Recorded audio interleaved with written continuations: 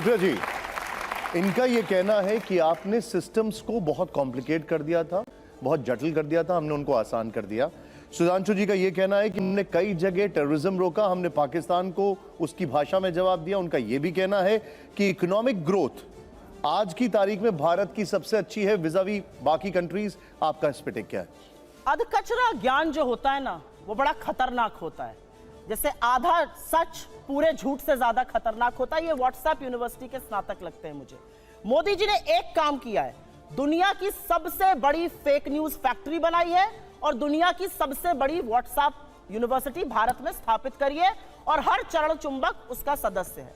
आपको मैं बताती हूं, उन्होंने आतंकवाद पर बात बोली। निकालिए अपने अपने फोन अभी। पिछले 2 हफ्तों में राजौरी में और पुंछ में आतंकवादी हमले में हमारे 5 जवान राजौरी में और 5 पुंछ में शहीद हुए।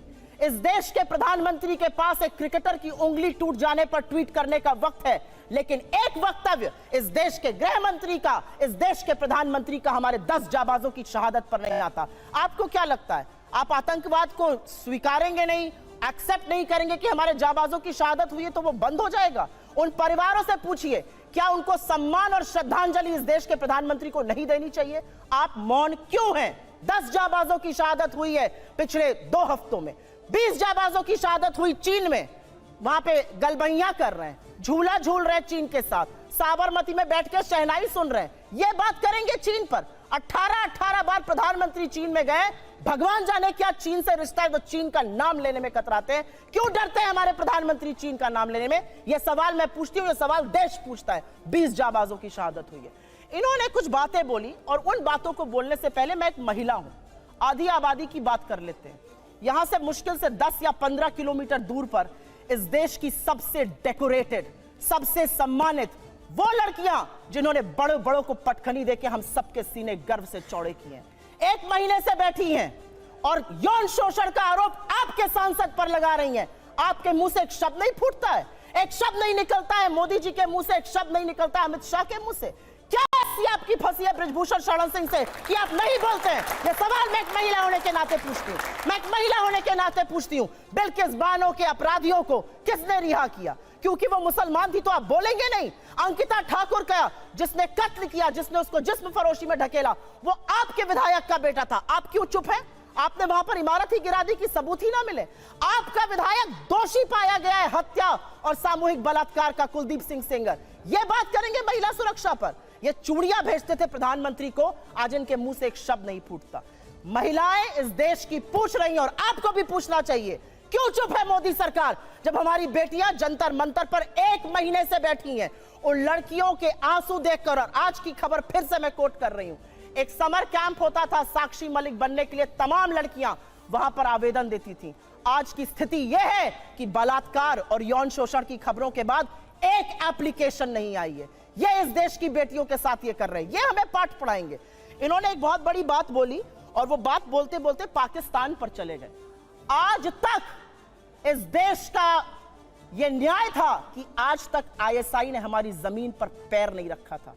आईएसआई को पठानकोट बुलाकर आप निरीक्षण कराते हैं, लाहौर आप चले जाते हैं लपके हुए, भगवान जाने सेवई खाने या बिरयानी खाने, और सवाल हमसे आप पूछिएगा। आसिया अंद्राबी आपका चेहरा बनती है श्रीनगर में और सरहद पार जाके आतंकवादी गतिविधियों में शामिल है। आप एक दुर्दांत आतंकवादी को, यूसुफ को वहां पर टिकट देते हैं क्योंकि आपको अपनी सत्ता करनी है। ये कैसे लोग हैं? ये किस तरह के लोग हैं? ये जाबाजों की शहादत पर चुप रहेंगे, मणिपुर जलेगा ये चुप रहेंगे, ये प्रचार करते रहेंगे। इनको ये याद है कि इनको क्या क्या कहा गया। कर्नाटक जाकर क्या कहते थे साहब? मुझे फलाने ने ये कहा। कर्नाटक ने क्या कहा? कर्नाटक की जनता ने कहा, मुद्दे है बेरोजगारी, मुद्दे है महंगाई और मुद्दा है भ्रष्टाचार। अगर उस पर बात होगी तो हम बात करेंगे, नहीं तो विपक्ष में बिठाने का आपको काम करेंगे।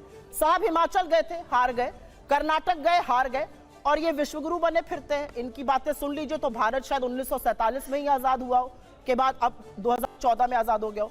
मेरा अपना मानना है कि कुछ बातें जब समझ में नहीं आती है उसको नहीं बार बार बोलना चाहिए। मैंने आपको एक बार पहले भी शो पे समझाया है। हम मैन्युफैक्चरिंग कर रहे हैं मोबाइल की, जी नहीं, हम मोबाइल फोन की असेंबली कर रहे हैं।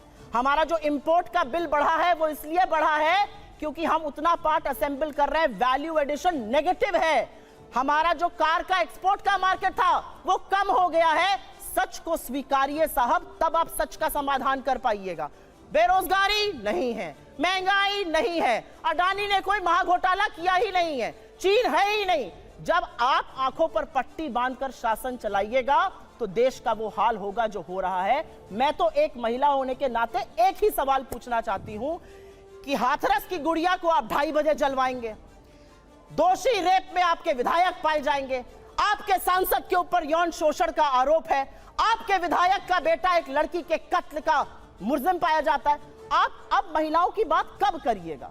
बेटी बचाओ बेटी पढ़ाओ का नारा देने वालों से यह सवाल मेरा है कि साक्षी मलिक और विनेश फोगट से आप कब मिलने जाइएगा, उसका जवाब दीजिए। जवाब दे दूं। पहली बात तो व्हाट्सएप यूनिवर्सिटी का कमाल देखिए साहब, असेंबली होती है, वैल्यू एडिशन निगेटिव हो जाता है। अरे भैया ऐसा कहीं होता है? अगर कहीं पर कोई आपको असेंबल करने को देता है तो अपना प्रोडक्ट देते तो आप उस पर सर्विस चार्ज लेकर ही बेचेंगे। $1 बिलियन का हम लोगों ने एप्पल के फोन एक्सपोर्ट किए हैं असेंबल करके ही।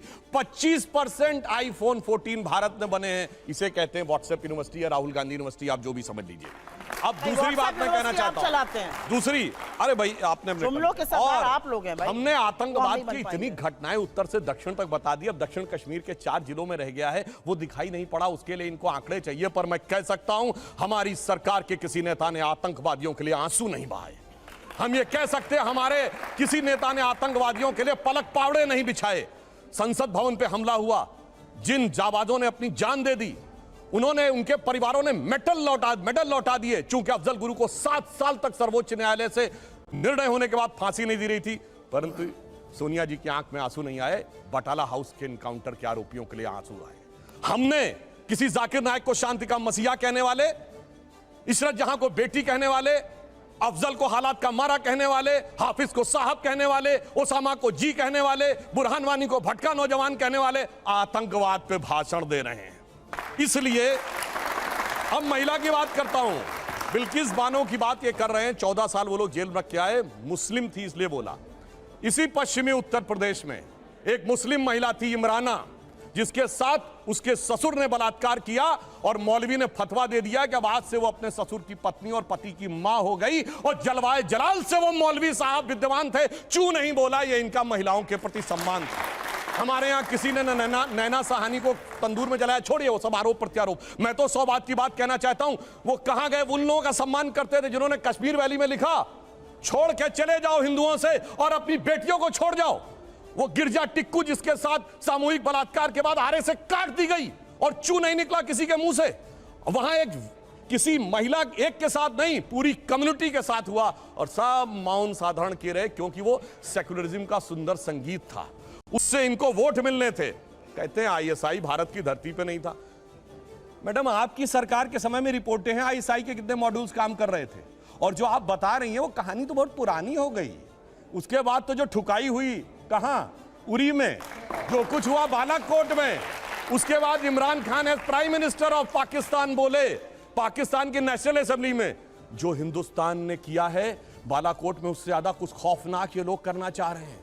आप ये सोचिए, आप शांति के कबूतर उड़ाते थे और हमने बाज उड़ाए हैं गुरु गोविंद सिंह जी की तरह। और आपने लास्ट में कहा शायद देश 1947 में, 2014 में नहीं, आप 47 से मानते हैं, ये राष्ट्र सनातन है, चिरंतन है, 1947 में पैदा हुआ नहीं है। इसीलिए इस राष्ट्र को कोई अपने को फादर कहने लगता है, कोई क्रिएटर कहने लगता है, कोई राष्ट्र का निर्माता कहने लगता है। ये राष्ट्र वो है। अब लास्ट में एक बात करता हूं, कर्नाटक बात कही, बिल्कुल अच्छी बात है, पर मैं पूछना चाहता हूं, कर्नाटक में चुनाव परिणाम आए, हम हारे और ये जीते, पर पूछना चाहता हूं, राहुल गांधी जी ने जाकर कहा था कि इंडिया में डेमोक्रेसी ऑलमोस्ट खत्म हो गई है, सारे संस्थान अब काम नहीं कर पा रहे हैं। तो मैं पूछना चाहता हूं, 2 सुप्रीम कोर्ट के जजमेंट आए जो आपने कहा आपके पक्ष में आए, उसके बाद अब इलेक्शन कमीशन सही है कि नहीं, ईवीएम सही है कि नहीं, आप डेमोक्रेसी से जीते हैं कि नहीं कर्नाटक में? मेरा मानना है कि अगर हम ईमानदारी से स्वीकार करते हैं हम कर्नाटक में हारे हैं, कांग्रेस को ईमानदारी से क्षमा मांगनी चाहिए कि आगे से हम अपने राजनीतिक हित के लिए विदेश की धरती से जाकर कभी इस देश को बदनाम करने की कोशिश नहीं करेंगे। और पुनः मैं कहना चाहता हूं, आज मैं विनम्रता से और चुनौती से पूछता हूं, G7 कंट्रीज और G20 कंट्रीज में एक देश बताएं जहां महंगाई की दर हमसे ज्यादा हो और विकास की दर हमसे कम हो। हम दुनिया में सबसे बेहतर स्थिति। अब आता हूं गलवान पे। गलवान में हमारे 20 सैनिक बलिदान हुए हैंड टू हैंड फाइट में। देखिए चीन पे इनको कितना भरोसा है। आप प्रैक्टिकली सोचिए, गोली नहीं चली, हाथ की लड़ाई में 20 लोग मारे गए, उधर से एक को घायल नहीं हुआ। यह होती है व्हाट्सएप यूनिवर्सिटी या राहुल गांधी से प्रेरित बुद्धि। ऐसा हो सकता है क्या? इंटरनेशनल मीडिया ने बताया कि 60 के करीब उनके सैनिक मारे गए। उसने एक घायल की भी सूची नहीं जारी की, पर चाइना के डाटा पे भरोसा है और भारत की सेना पे भरोसा नहीं है। और अगर मैं पूछूं, जो हमारे जवान वहां बलिदान हुए थे वो किस रेजिमेंट के थे पता है आपको? बिहार रेजिमेंट। बिहार रेजिमेंट का युद्ध उद्घोष जानते क्या है? बहुत घनघोर सांप्रदायिक लगेगा आपको। बिहार रेजिमेंट का युद्ध उद्घोष है बजरंग बली की जय, मगर वो इनको लगता है सांप्रदायिक। राजपूत रेजिमेंट का युद्ध उद्घोष है राजा रामचंद्र की जय। सुनिए, और जो हमारी गोरखा रेजिमेंट का युद्ध उद्घोष है जय जय महाकाली आयोरी गोरखाली। मगर अफसोस है कि भारत की ऊर्जा ओजस्विता के सारे प्रतीकों को सांप्रदायिक कह कह के आपने उनको भोथरा करने का प्रयास किया। और कर्नाटक में आज क्या हुआ? इनके राष्ट्रीय अध्यक्ष के बेटे आज ही बोले, कहे हम सांप्रदायिक संगठनों को नहीं वो करेंगे और आरएसएस को भी हम बख्शेंगे नहीं। अरे भाई, बड़े मियां तो बड़े मियां, छोटे मियां सुभान अल्लाह। और मैं इनसे विनम्रता से पूछता हूं, अब आप अपना वादा निभाइए। आपने कहा था हम 6% मुस्लिमों का आरक्षण देंगे, मुस्लिम आरक्षण देके दिखाइए। सुधांशु जी एक बात दूसरा मैं पूछ रहा हूं, एक सेकंड प्रतिबंध लगा के दिखाइए। Right to respond. हाँ बिल्कुल आप करिए। मैं एक आप ही के एक सवाल को उन्होंने जवाब नहीं दिया, मैं ले लूं एक मिनट, फिर आपके पास आना हूं। उन्होंने पहलवानों का जिक्र किया और उसको उन्होंने महिलाओं से जोड़ा।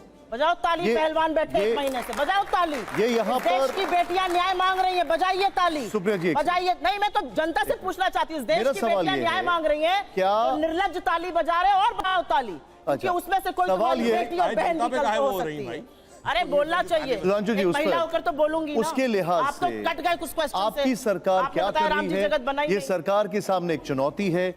ये एक ऐसा इशू है जो कि बहुत आगे बढ़ रहा है और एक ऐसा इशू है जो कि सेटल डाउन नहीं हो रहा है। हाँ मैं बताता हूं, इसकी तो जांच हो रही है, जांच कोर्ट के भी निर्देश पे हो रही है और इंडियन ओलंपिक एसोसिएशन भी कर रही है, उसका इंतजार नहीं है। मगर ये बताइए, केरल में जो लड़कियां पकड़कर धर्मांतरण करके जिहादी बनाने के लिए ले जाई जा रही हैं, वो तो फेक स्टोरी है। महिला सम्मान सब गायब, वहां पे महिला सम्मान गायब।